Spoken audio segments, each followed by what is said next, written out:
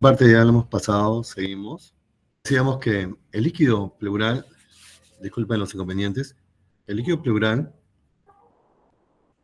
¿dónde se forma el líquido? Dijimos estas tres ubicaciones, la siguiente entonces. Ya, acá vamos a responder una pregunta que pudieron haber hecho cualquiera de ustedes. ¿Por qué el líquido se forma solamente en la pleura parietal? Y acá es un juego de presiones. Dale todas las flechas. Ya, vean, miren. Dale. Ya. Miren, hay una fuerza que saca líquido del capilar pleural parietal, que es la presión hidrostática, y una fuerza que se opone a la salida de líquido, que es la presión oncótica. Ahora, acá vemos el gradiente que se forma entre el capilar pleural parietal y el espacio pleural. Y tenemos que en el capilar parietal la presión hidrostática equivale a 30 milímetros de mercurio y la oncótica a 34 milímetros de mercurio, mientras que en el espacio pleural la presión hidrostática es menos 5 milímetros de mercurio y la presión oncótica más 5. Bien, entonces el gradiente que vemos en el recuadro que está en la parte más baja, el gradiente hidrostático es la resta de 30 menos 5, que equivale a 35. Mientras que el gradiente oncótico es 34 menos 5, 29. Finalmente, el gradiente de presión hidrostática oncótica es 35, que es el gradiente de presión hidrostática, menos 29, que es el gradiente de presión oncótica. Todo esto es más 6. ¿Qué quiere decir? Que en la pleura parietal hay un gradiente de presión hidrostática que va a sacar líquido, que es más 6. Esto no va a suceder en la pleura visceral, donde el gradiente de presión hidrostática oncótica es 0. Entonces, por eso está explicado por qué solamente se forma líquido en la pleura parietal. Continuamos.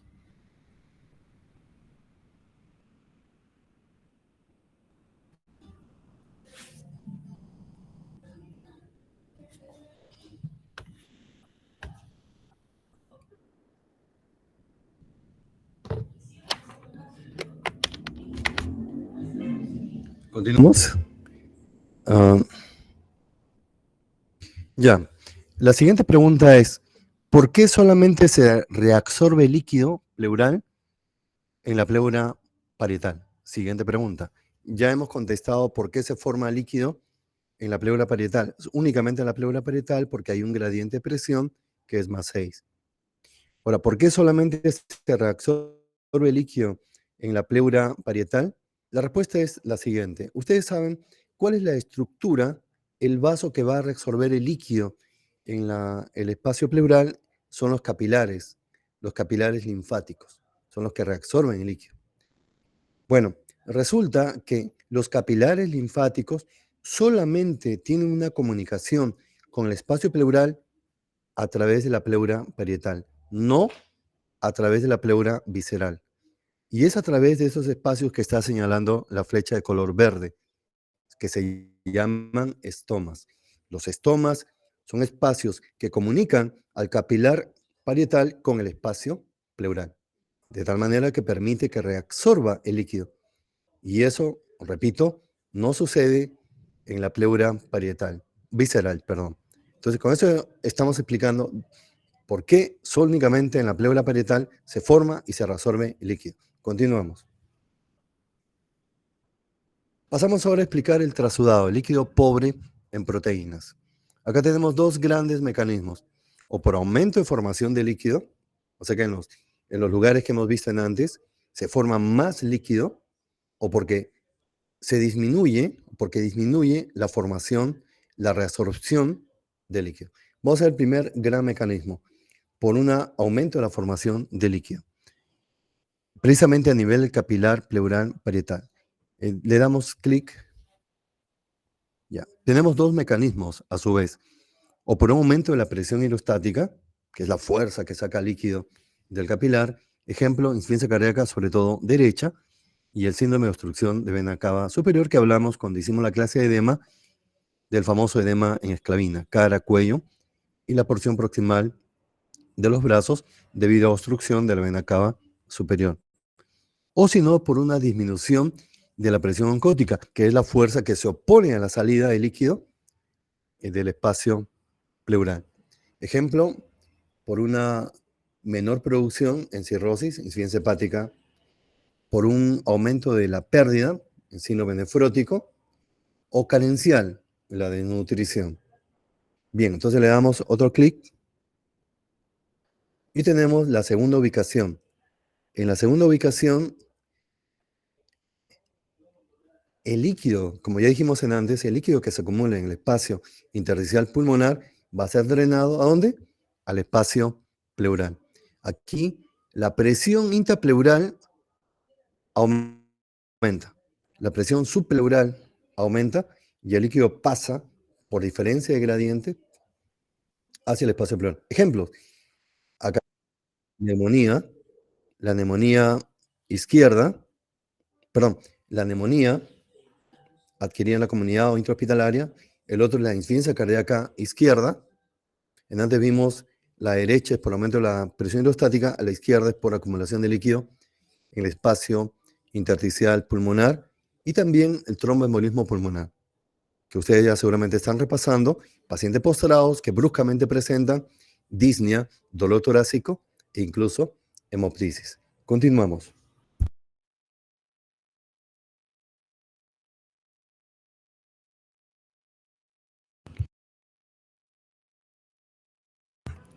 Nos vamos ahora a la cavidad peritoneal. Como ya adelantamos, cuando el paciente tiene gran cantidad de líquido tipo trasudado en la cavidad peritoneal, ejemplo, ascitis asociada a cirrosis, el líquido trata de escapar, busca una zona donde escapar.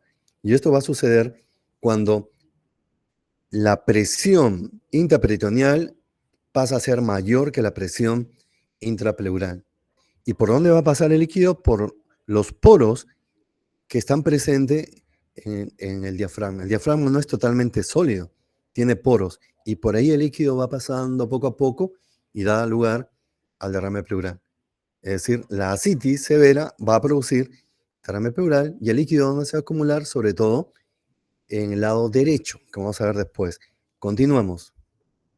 Nos vamos ahora, seguimos, nos vamos ahora a la siguiente, por favor.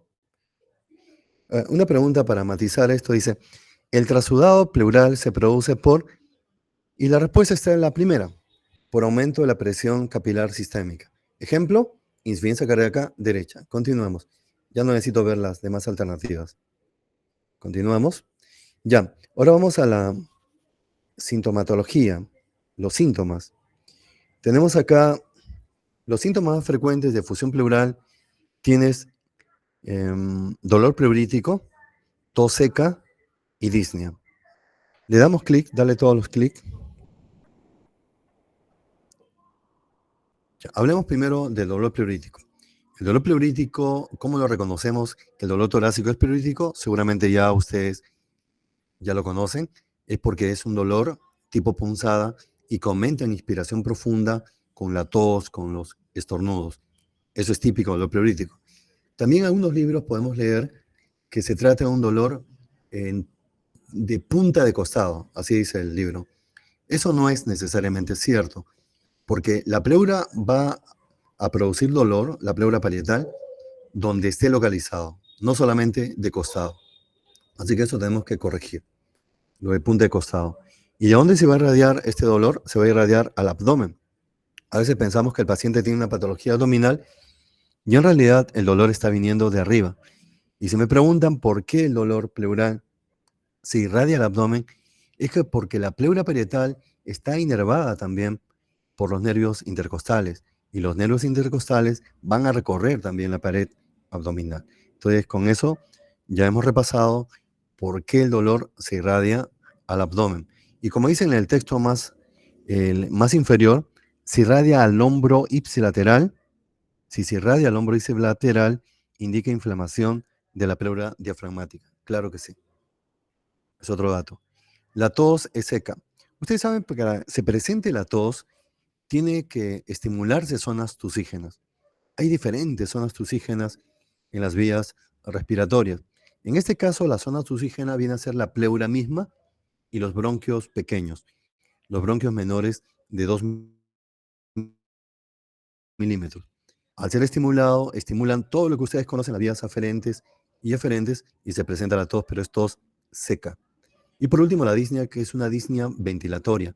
Es por el efecto en masa. Están viendo esa tomografía, ese corte axial que estamos viendo en la parte baja de esta lámina. Vean, gran cantidad de líquidos, un derrame masivo, cómo comprime el pulmón, el pequeño pulmón que está hiperdenso, señalado por la flecha blanca, está recontra comprimido. Eso se conoce como microatelectasia. Y eso, lógicamente, va a dar lugar a disnea ventilatoria. Claro que sí. Continuamos. Esos son los síntomas frecuentes de una efusión pleural. El derrame pleural con características de exudado se presenta en la siguiente. Acá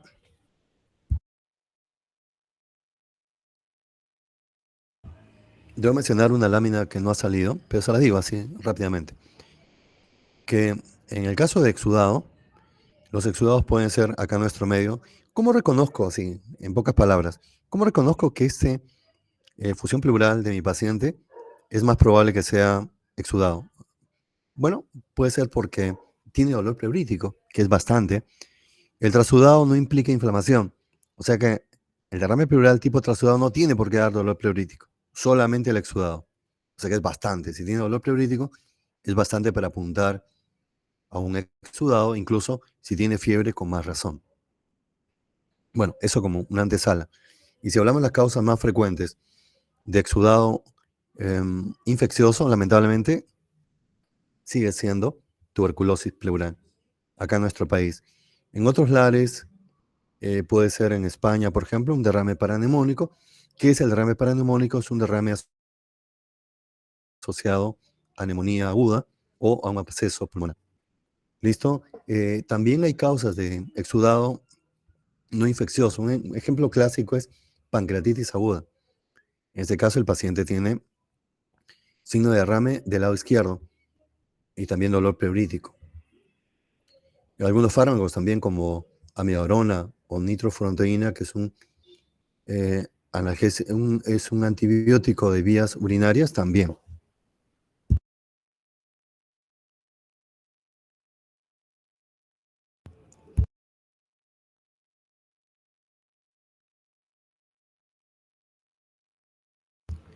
Y a propósito de esta pregunta, del derrame pleural con características de exudado se presentan las siguientes enfermedades.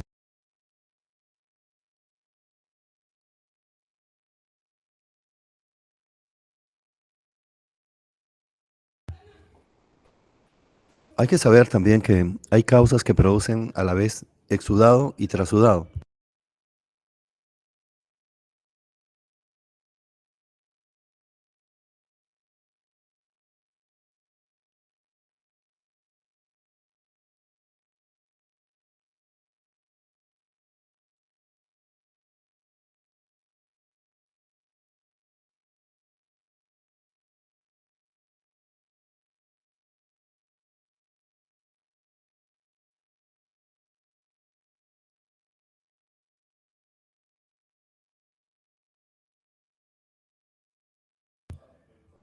Bueno, regresamos ahí.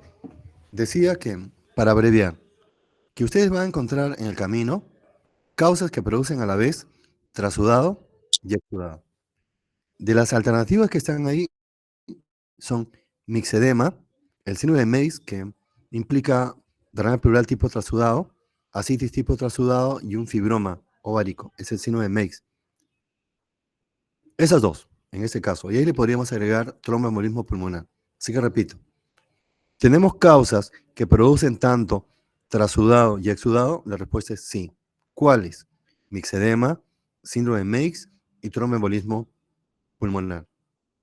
Pero ¿cuál es la que se comporta o la que produce con más frecuencia exudado? Es mixedema. Síndrome de Meigs produce con más frecuencia trasudado. TEP, tromboembolismo pulmonar, produce con más frecuencia trasudado. Seguimos. Vamos ahora a entrar al examen físico. el examen de tórax en paciente con efusión pleural. Lamentablemente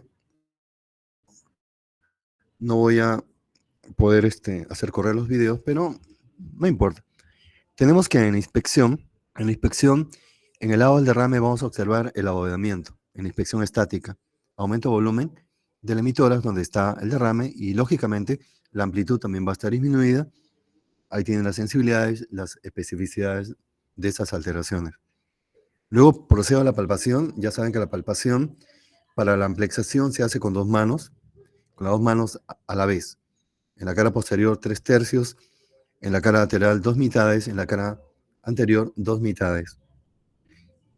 Y para vibraciones vocales, sí, se tiene que hacer comparativamente.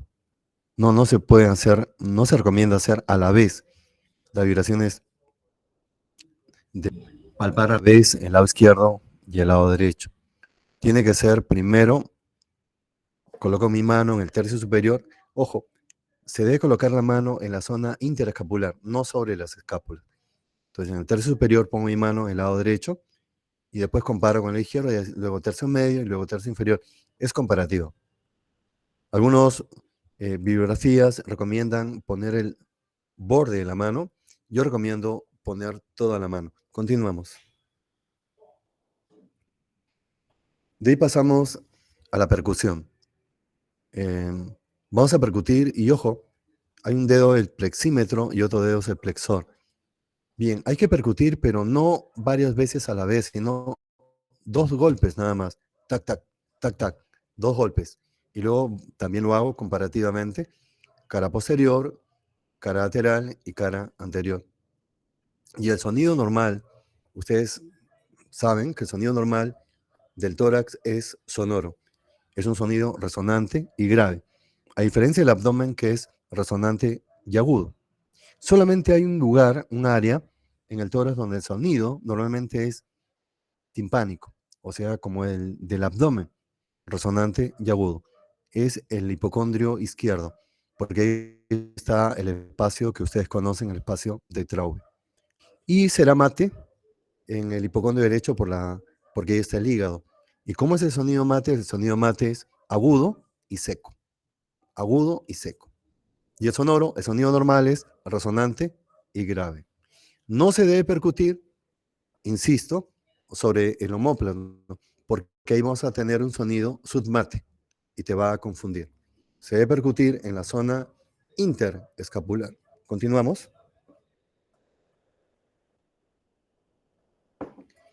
Por último, la auscultación. Aquí el murmullo vesicular va a estar disminuido o abolido dependiendo del grosor del, del derrame pleural. ¿Y dónde es que vamos a buscar el soplo, como dije al inicio? O el frote también, o la pectoriloquia o eufonía, que son la alteración de la voz que pueden presentarse en una efusión pleural, en el borde superior. Y ya expliqué con ese gráfico que vimos al inicio, por qué solamente en el borde yo puedo buscar, ocultar el soplo, el frote, porque ahí la capa de líquido es delgada. Esa sería la respuesta. El soplo pleural expiratorio en E, que luego veremos, el frote, que puede empezar en exudado al inicio o cuando ya se está resolviendo el derrame, tipo exudado. La pectoriloquia áfona aparece al inicio de la efusión pleural y te permite diferenciar con una paquipleuritis, con la fibrosis pleural. Si tú no sabes si es paquipleuritis o efusión pleural, búscale pectoriloquia áfona, porque la pectoriloquia áfona te va a estar indicando que hay líquido. Y la eufonía, que luego la vamos a ver, continuamos, por favor. Ahí me pasé, puedes regresar. Mira, si nos preguntaran, ¿cuándo es que van a aparecer estos signos? ¿Qué volumen de líquido tiene que haber? Y acá está la respuesta. Entre 250 a 300 es poco probable. Entonces tiene que ser más de 300 cc. Ese dato hay que tomarlo en cuenta. Si hay más de 300 cc, ya aparecen los signos. Y otra cosa, si pones la anterior, por favor.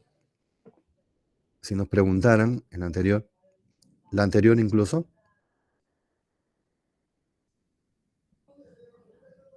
Ah, bien. Si nos preguntaran, ¿cuál es el signo más precoz de una efusión pleural?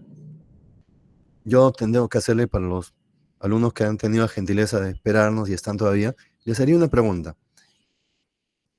¿Cuál es el signo o la alteración más precoz en una efusión pleural? Le doy dos alternativas. Diría, bueno, las vibraciones vocales disminuidas o la matidez. La matidez que me indica que hay líquido, matidez desplazable generalmente, que indica líquido libre. Entonces, ¿qué diría? ¿Quién tiene la amabilidad de contestar esta pregunta? ¿Cuál sería para ti una alteración más precoz de todo derrame pleural? ¿La disminución de vibraciones vocales o la matidez? ¿Quién podría contestar?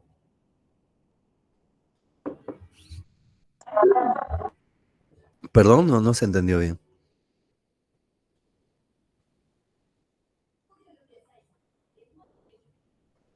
¿Nadie? ¿O de repente ya no hay nadie viendo esta clase? Doctor, creo que podría ser las vibraciones vocales. Excelente, muy buena respuesta. Muy buena respuesta, porque no es simple, ¿eh? No es fácil en realidad. Parece fácil, pero no es fácil.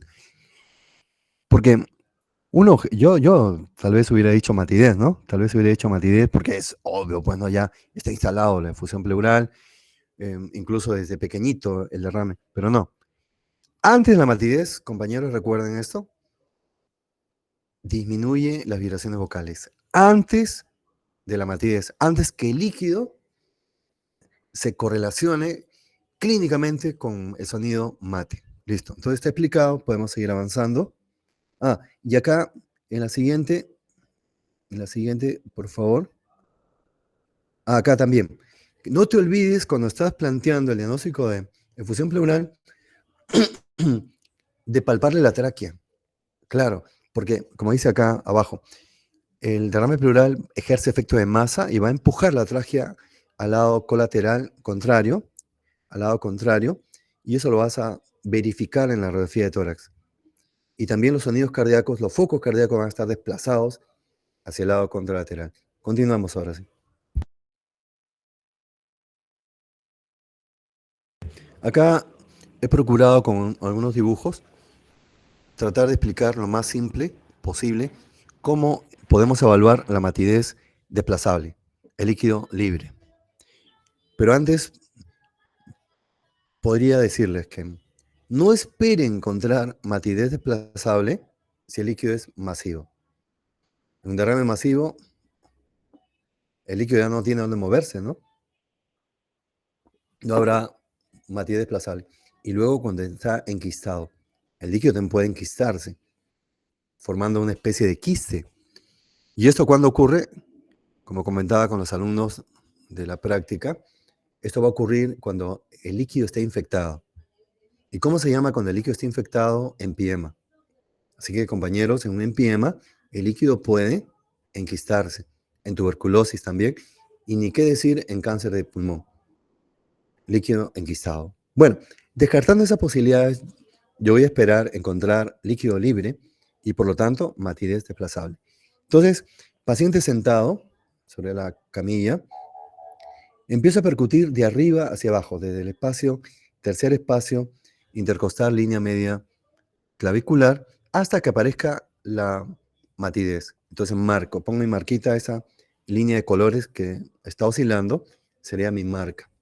Ahora, eso lo voy a correlacionar con esta copa de vino. ¿Verdad? Pongo mi marca en el límite superior de la copa de vino. Luego, invito al paciente a echarse. Entonces, seguimos dándole clic. Invito al paciente a echarse y vean. Y nuevamente repito el proceso.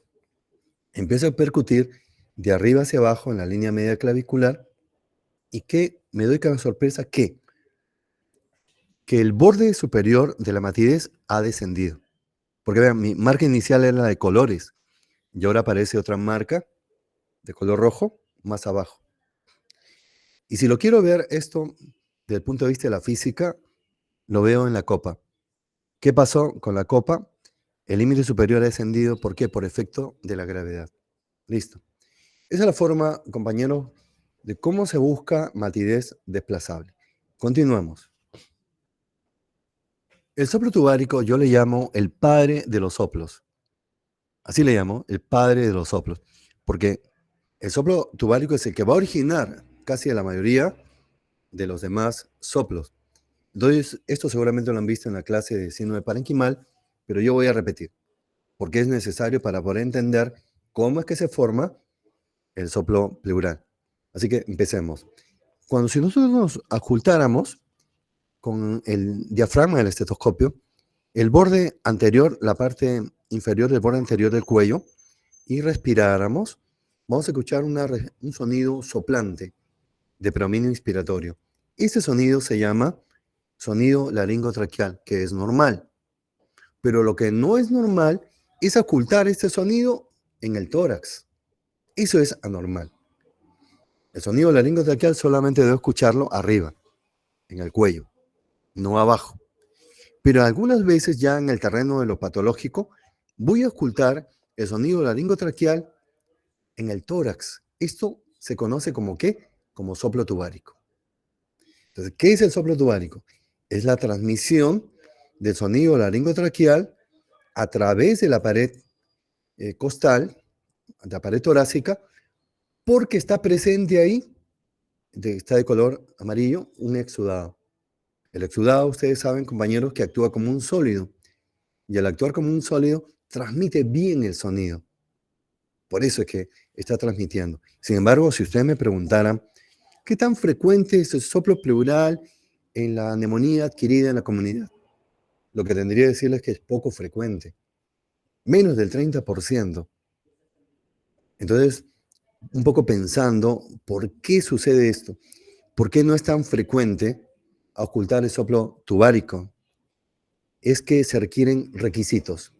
Y un requisito es que este exudado no esté a más de 3 centímetros de la pared costal y que involucre bronquios mayores de 2 milímetros.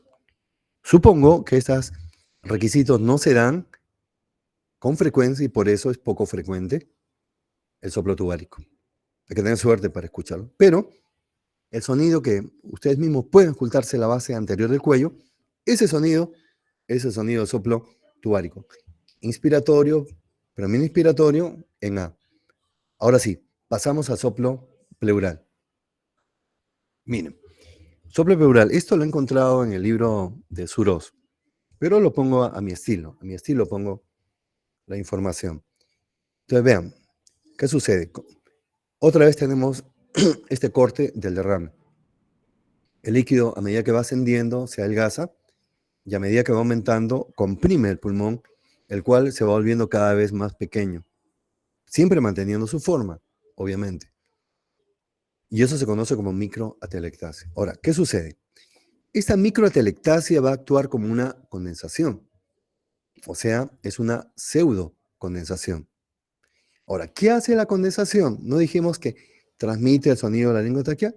Lo mismo hace la microatelectasia.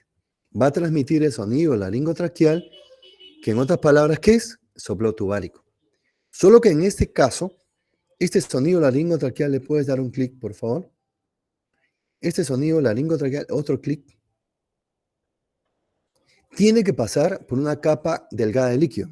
¿Se acuerdan? Lo que habíamos dicho antes. Este sonido laringotraqueal, o sea, el soplo tubárico, tiene que pasar por el borde superior del derrame. Y ahí se transforma.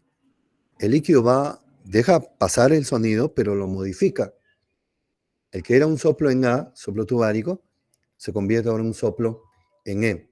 Un soplo en A, predominio inspiratorio, tubárico, se convierte ahora, al pasar por una capa delgada de líquido, un soplo expiratorio en E. Finalmente, ¿qué es el soplo pleural?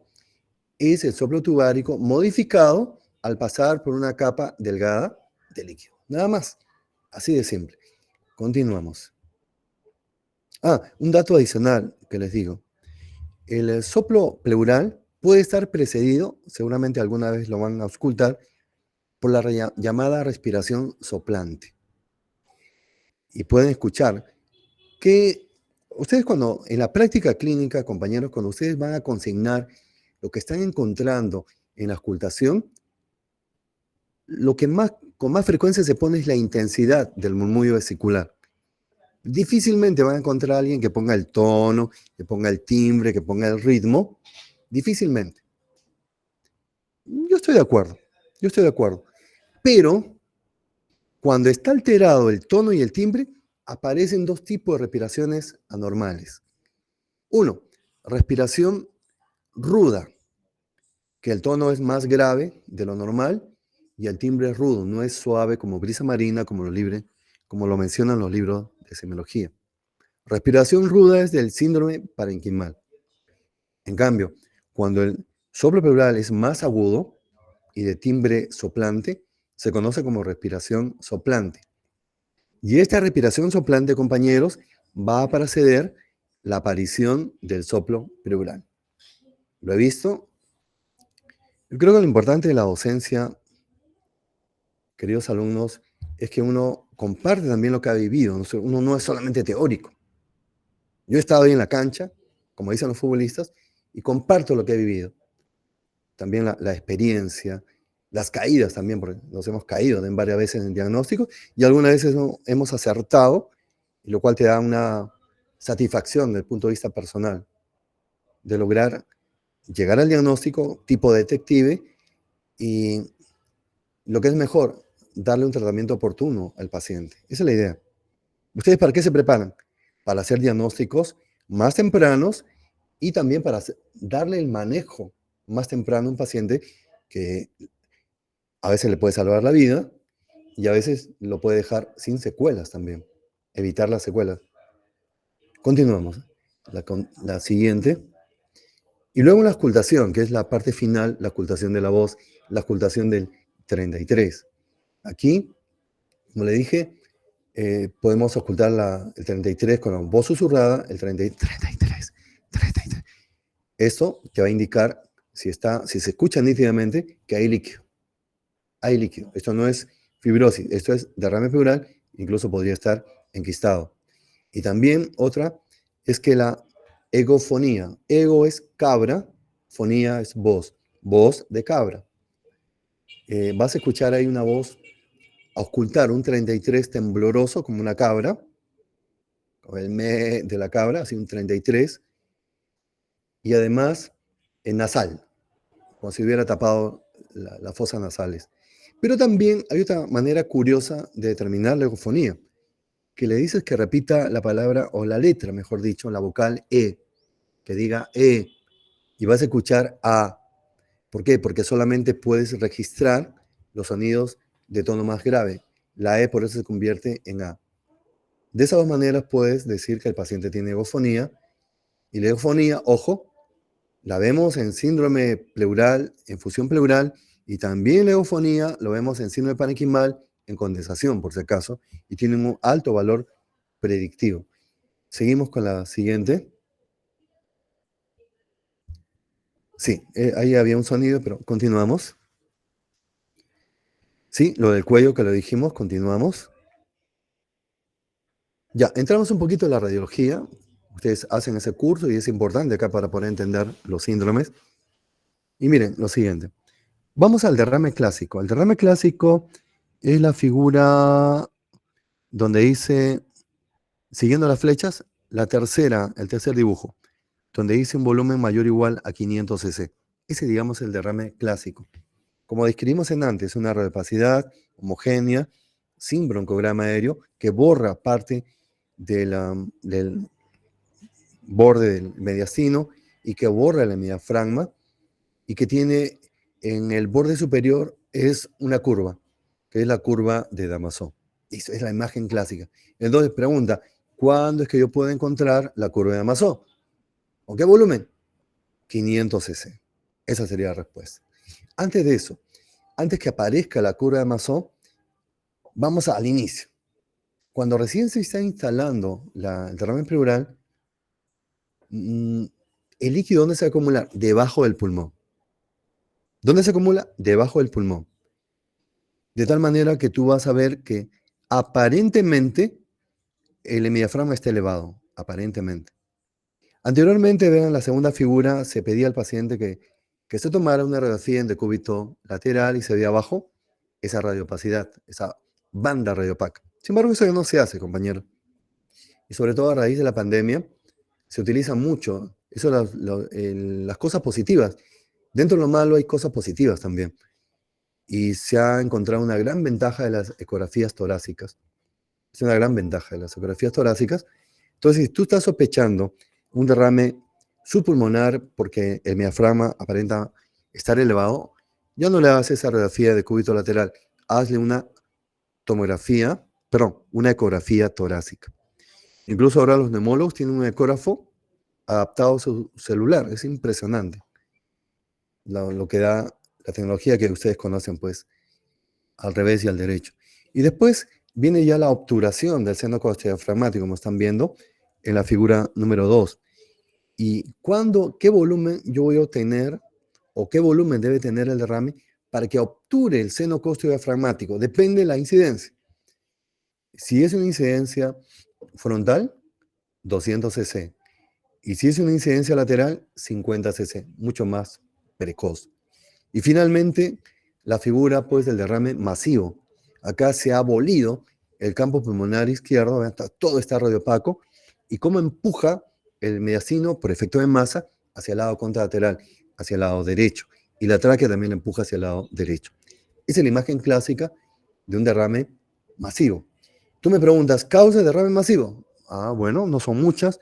Te diría que si es infecciosa, tuberculosis a la cabeza, por ser peruanos. Y si es no infecciosa, puede ser benigna o maligna. Maligna, adenocarcinoma. El adenocarcinoma es el que da con más frecuencia metástasis a pleura. Y benigna, insuficiencia cardíaca. Esas serían las causas más frecuentes de fusión pleural masiva. Vamos con la siguiente. Eso. Acá ya son en la miscelánea, lo he visto también algunas veces. Vimos una vez, le puedes dar todo, ya. Como la segunda figura, vimos una vez un paciente que tenía una imagen así, como un tumor quístico, pero así un tanto siguiendo la cisura menor. O a veces también otro siguiendo la cisura oblicua. Y que finalmente, ¿de qué se trata? Se trata de derrame enquistado, cisural. Después con diurético, en pacientes con insuficiencia cardíaca.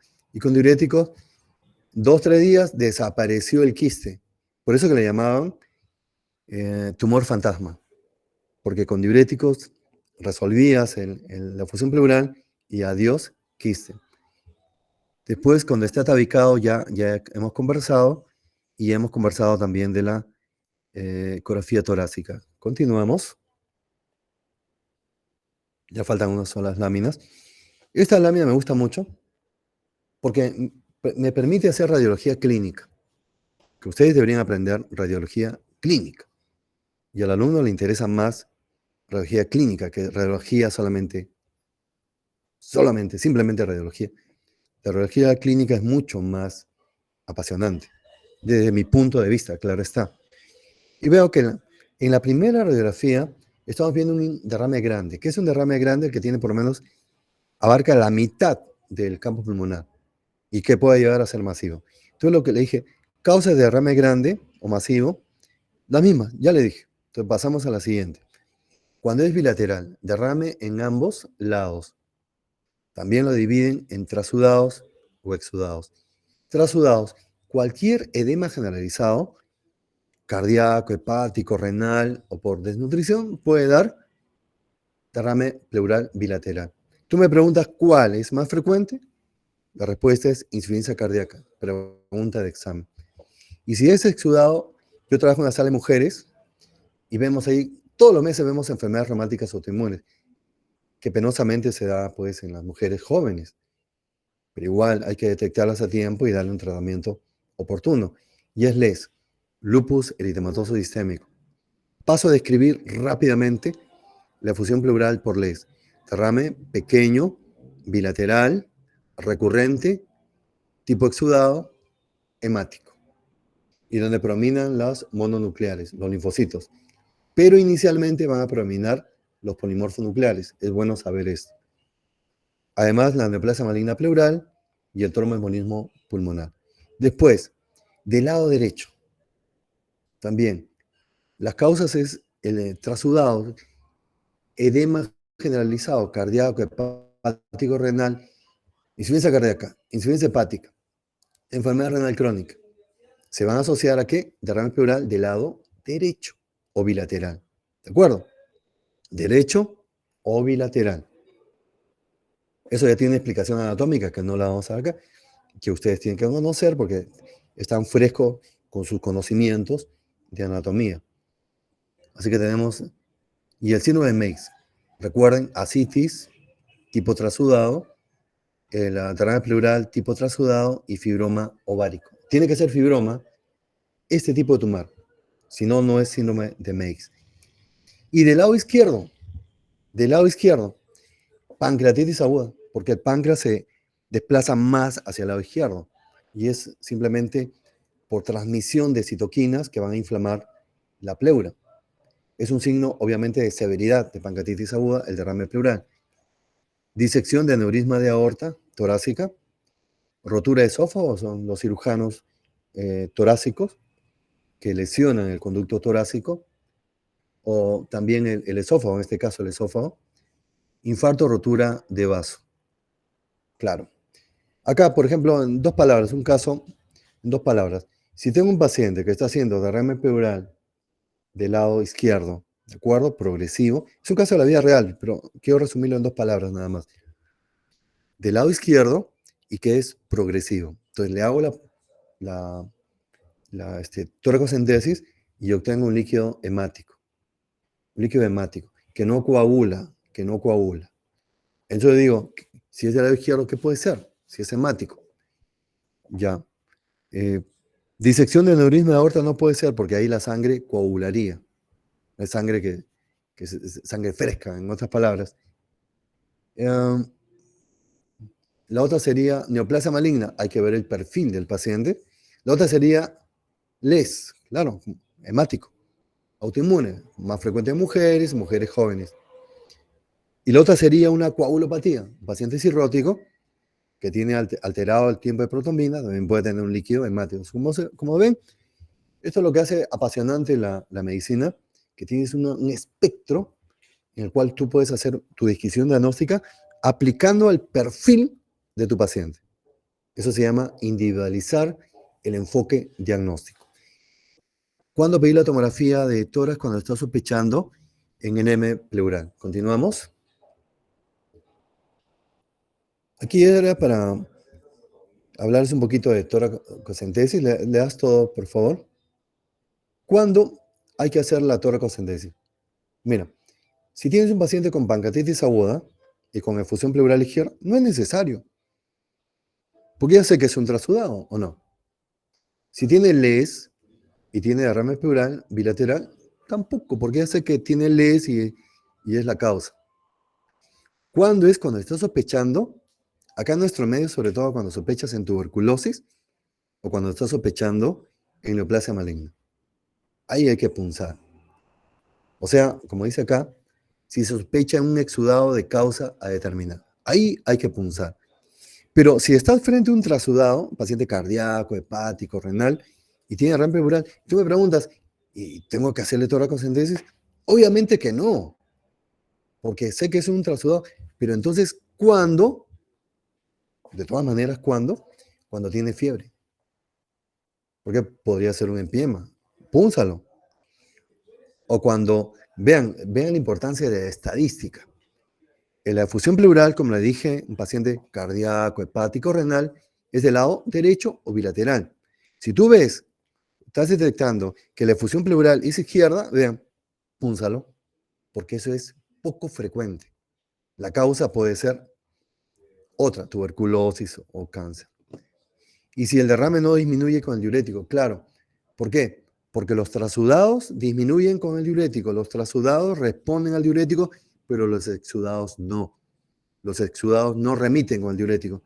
Entonces, suponiendo que tienes un paciente con insuficiencia cardíaca y le das diurético, furosemida, y ves que está disminuyendo de peso y que ya tiene menos edematizadas los mismos inferiores, pero sigue con el derrame del mismo nivel, mejor púnsalo, porque puede ser un exudado.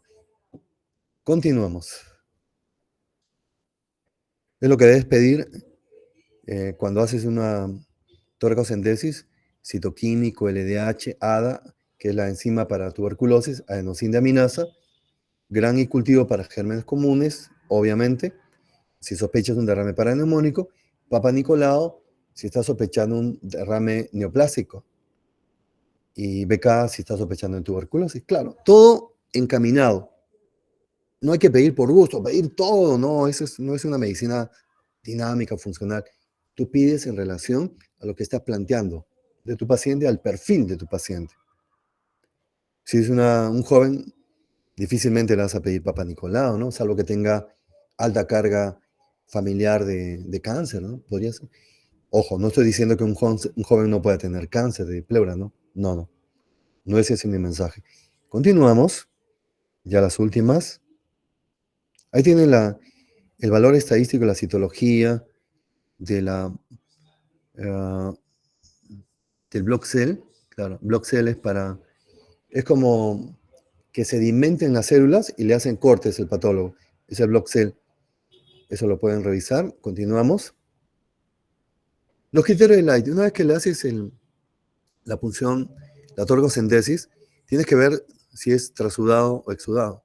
Y para eso utilizamos los criterios de Light, que son tres. La relación de proteínas del líquido pleural sobre la sérica, más de 0,5, punto para exudado. La relación de LDH de líquido sobre LDH sérico, más de 0,6, punto para exudado. Y el LDH líquido pleural, más de 2/3 del LDH sérico. Basta que tenga un criterio para considerar que es un exudado. Sin embargo, eso no es 100%.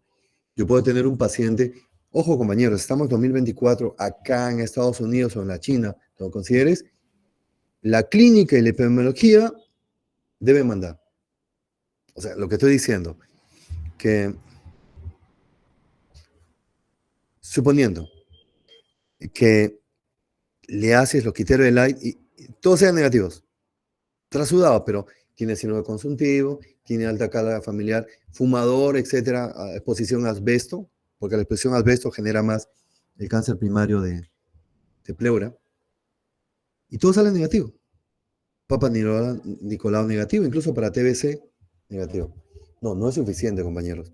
Si tú, la clínica de epidemiología, te está diciendo, cuidado, lo más probable que sea cáncer, tienes que insistir.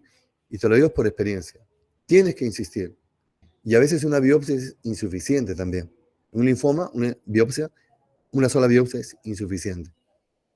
Y en este caso, lo que hace el cirujano de tórax, ingresa con una toracoscopía y puede ver la pleura y puede ver dónde va a biopsiar.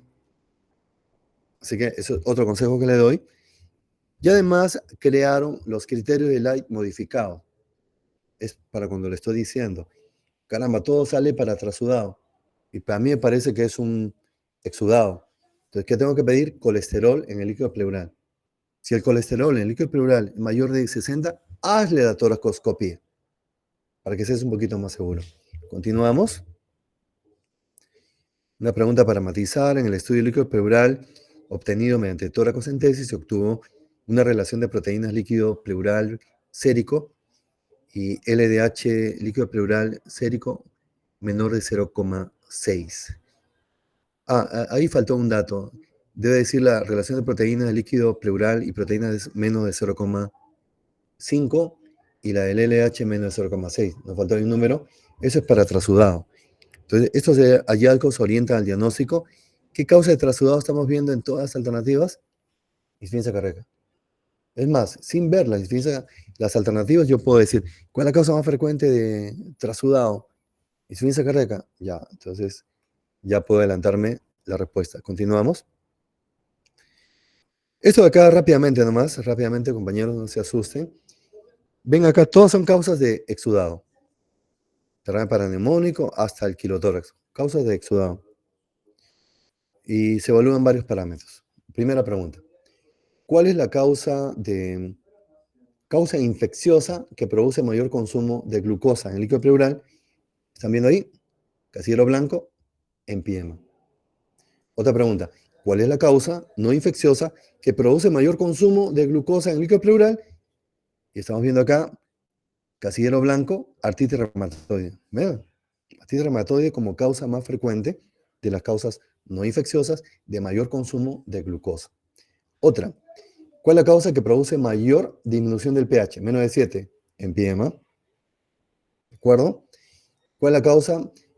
Como dijimos, el ADA te dice indirectamente si está presente el BK. Esta enzima, adenosin deaminasa.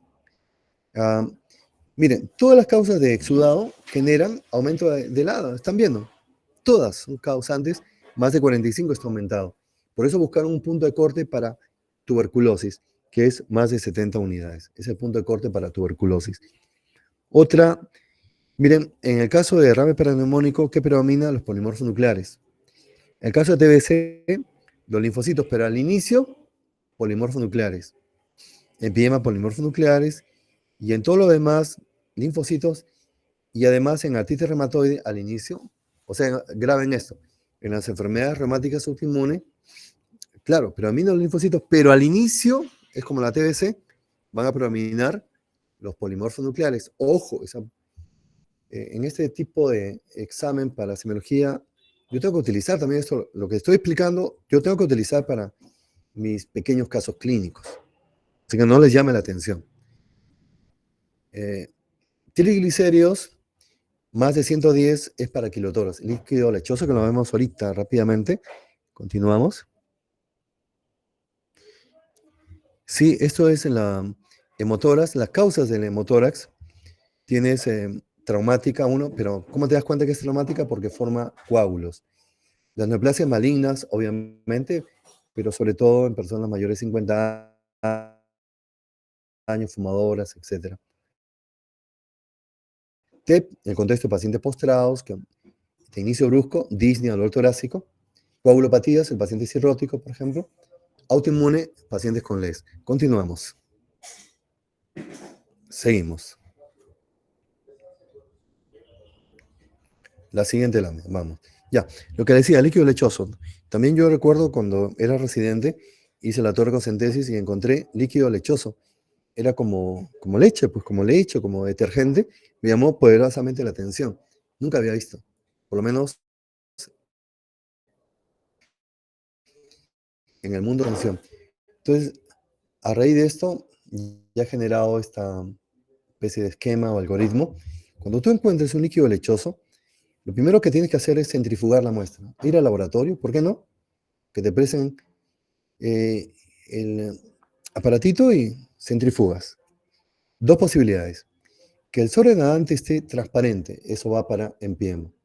Sí, es empiema con el pH menos de 7, con glucosa menos de 40 miligramos y con más de 20.000 polimorfos nucleares. Es empiema. Más de 25.000. Gracias. Sí, justo eso. Y LDH más de 1.000. Empiema. Ahora, si al centrifugar la muestra el líquido, el sobrenadante sigue siendo lechoso, ya, tengo dos posibilidades. O es pseudoquilotórax o es un quilotórax. Entonces, ¿cómo diferencia? Pero primero veamos la causa. ¿Puedes poner un poquito más? Las causas de pseudoquilotórax. Mira, tuberculosis, cáncer y artritis reumatoide. La paciente que punché y encontré ese líquido blanco tenía artritis reumatoide. Bien, entonces tú me preguntas, ¿y por qué? ¿Por qué es lechoso en estas causas? Lo que pasa, compañeros, es que aquí hay gran cantidad de linfocitos. Y esa cantidad de linfocitos va a dar lugar a un aumento del colesterol, ¿ah? Del colesterol, en el caso de pseudoquilotoras, más de 100 miligramos por decilitro, pero de triglicéridos, menos de 110. ¿Por qué? Porque eso la diferencia con kilotórax, el colesterol es menor de 200, pero igual más de 100, se puede confundir un pseudoquilotórax, pero ahí está la diferencia, que el kilotórax tiene mayor cantidad de triglicéridos, mayor de 110. Esa es la diferencia desde el punto de vista bioquímico con un pseudoquilotórax.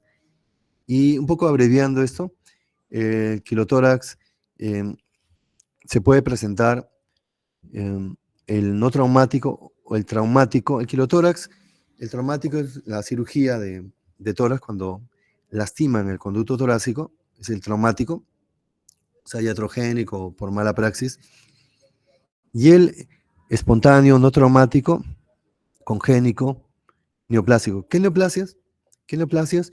Tienes ahí el tumor, el cáncer de microcítico, también el tumor mediastinal, linfoma mediastinal también podría ser. Tuberculosis también, como figura ahí. Y después, sí, nada más eso.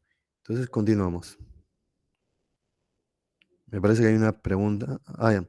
Es un caso clínico del paciente Cristian, como le dije ya anteriormente en alguna clase a ustedes, hay pacientes que te dejan huella.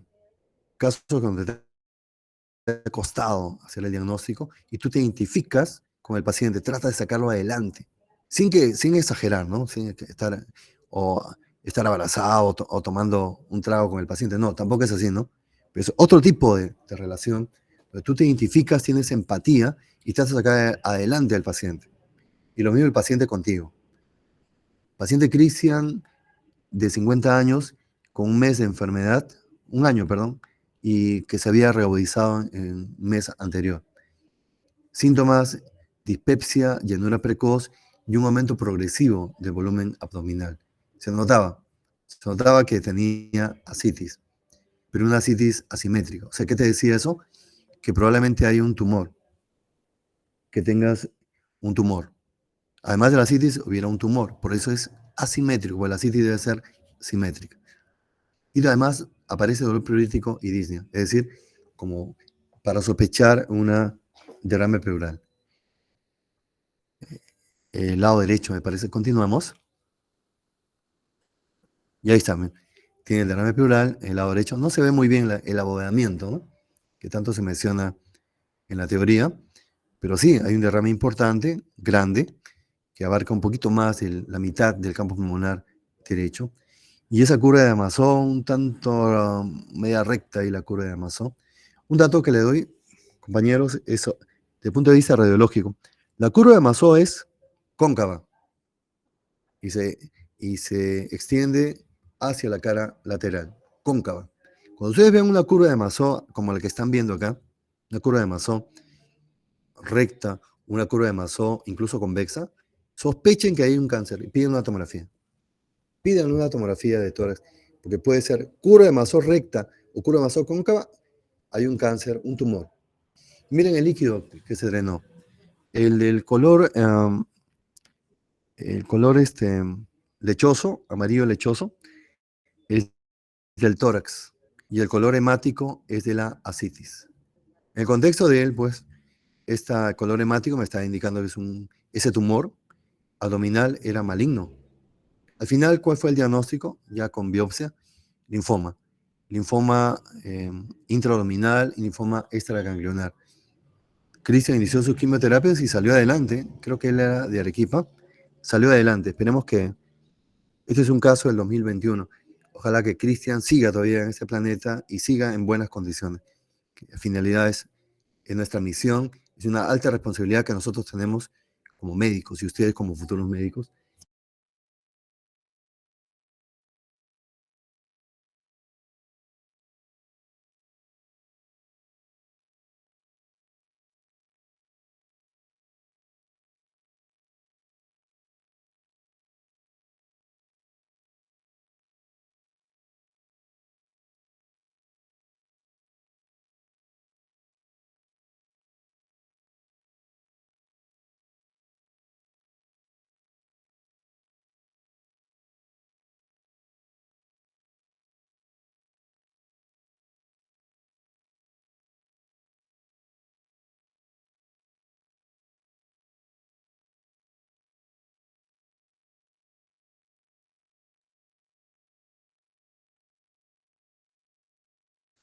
Sí, ya, simplemente es lo mismo. Lo que estoy explicando ahí está en forma de caso clínico. La que continúa. Ya, esas ya son las últimas que hablamos del síndrome de Meigs, que es derrame pleural, tipo trasudado, ascitis tipo trasudado y fibroma de ovario.